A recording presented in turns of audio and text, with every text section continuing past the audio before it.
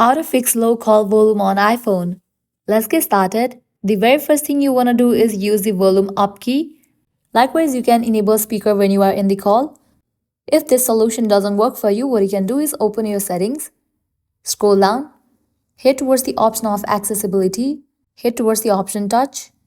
Scroll down, you'll find the option of call audio routing, open it, check in for the option automatic. Once you do that, hit back.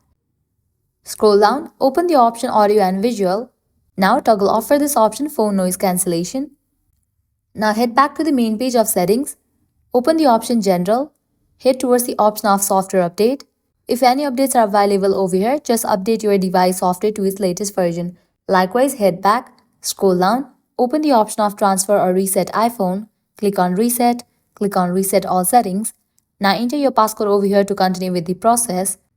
If all these solution doesn't work for you, what you can do is force restart your device.